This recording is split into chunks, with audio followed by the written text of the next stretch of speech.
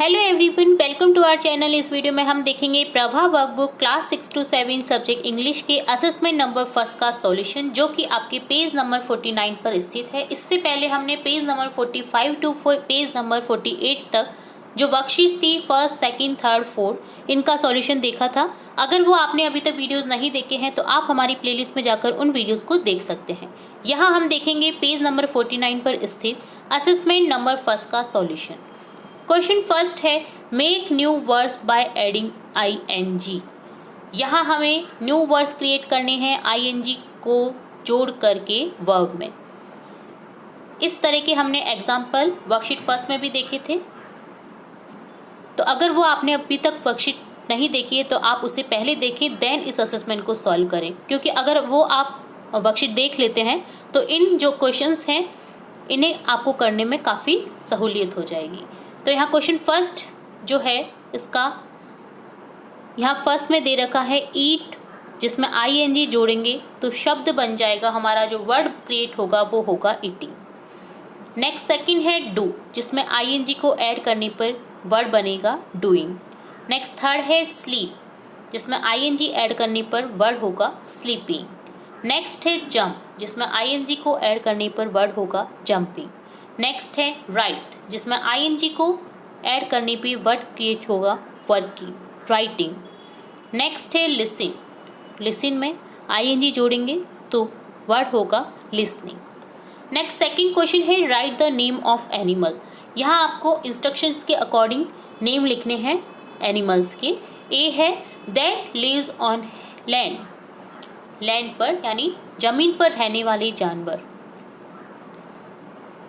कौन है, कुछ भी लिख सकते हैं आप, लॉइन, काऊ, बफेलो, डॉग। तो यहाँ लिखेंगे जैसे मैंने लिखा है लॉइन, आप कुछ भी लिख सकते हैं, बफेलो भी लिख सकते हैं, टाइगर भी लिख सकते हैं, काऊ भी लिख सकते हैं, गॉड भी लिख सकते हैं। नेक्स्ट बी में लिखेंगे दैट ईट्स ग्रास, वे जो ग्रास खाते हैं, वह जो ग्रास खाता है यानी घास खाता है, खाती है। तो यहाँ लिखेंगे काऊ, आप गॉड भी लिख सकते हैं, आप बफेलो भी लिख सकते हैं।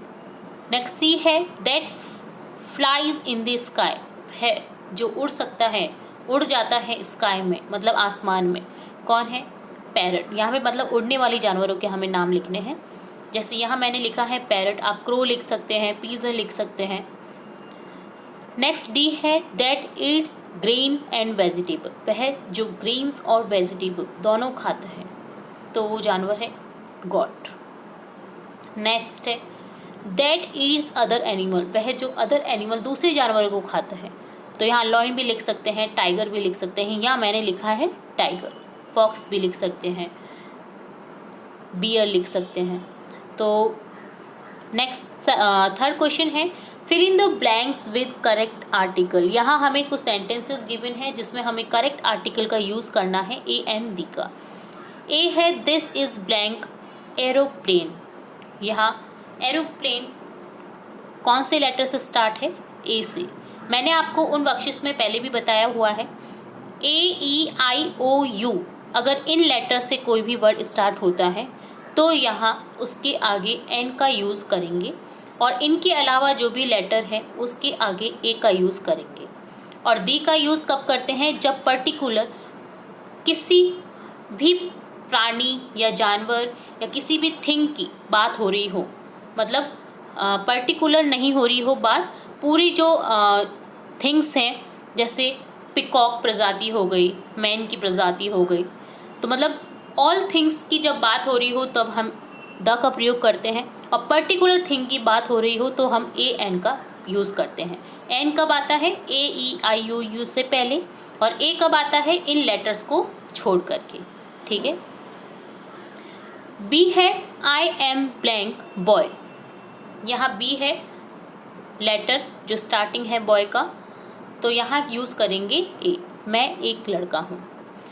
नेक्स्ट C है दैट इज़ ब्लैंक एग, वह एग है यानी अंडा है, तो यहाँ E से स्टार्ट हो रहा है एग, तो यहाँ यूज़ करेंगे N। नेक्स्ट है this is blank unique thing, यहाँ यूनिक को जब हम साउंड करते हैं तो ये की साउंड आती है, बट जो स्पेलिंग होती है वो यू से स्टार्ट होती है, तो यहाँ हम यूज़ करेंगे ए।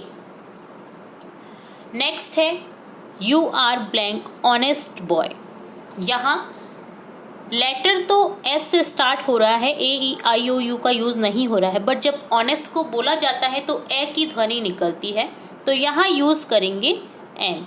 ठीक है, you are an honest boy, तुम एक ईमानदार लड़के हो।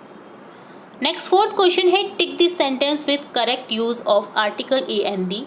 जहाँ भी जिस सेंटेंस में हमें ए एन दी में से कोई भी आर्टिकल का अगर सही यूज़ हो रहा है तो हमें उसे क्या करना है, टिक करना है, सही का निशान लगाना है। यहाँ सेंटेंस है Himanshu has a umbrella, Himanshu has an umbrella, Himanshu has the umbrella. Himanshu के पास अम्ब्रेला है, पर्टिकुलर थिंग की बात हो रही है तो द का यूज़ तो नहीं करेंगे, बट एन का यूज़ होगा क्योंकि अम्ब्रेला की स्पेलिंग स्टार्ट हो रही है यू से। तो यहाँ कौन सा करेक्ट सेंटेंस है, Himanshu has an umbrella. Next fifth question है find out describing words from the box and rewrite them. Describing words अर्थात एडजेक्टिव, हमें क्या करना है, बॉक्स में कुछ गिवन है डिस्क्राइबिंग वर्ड्स यानी एडजेक्टिव। ठीक है, तो हमें क्या करना है, उन्हें लिखना है इन बॉक्स में से ढूंढकर जो भी एडजेक्टिव फॉर्म में है। ठीक है, तो हम फर्स्ट में लिखेंगे ऑनेस्ट, जो कि ये क्या है, एडजेक्टिव डिस्क्राइबिंग वर्ड। नेक्स्ट है स्ट्रॉन्ग, यह भी एक डिस्क्राइबिंग वर्ड है। नेक्स्ट है ब्यूटीफुल, यह भी एक एडजेक्टिव है। नेक्स्ट है ब्लैक, यह भी एडजेक्टिव है। नेक्स्ट है अगली और बिग, यह भी एक एडजेक्टिव है। तो ये था असेसमेंट फर्स्ट का सॉल्यूशन। इससे आगे और भी असेसमेंट और वर्कशीट देखते रहेंगे, तो जुड़े रहिए हमारे चैनल के साथ। वीडियो को पूरा देखने के लिए धन्यवाद।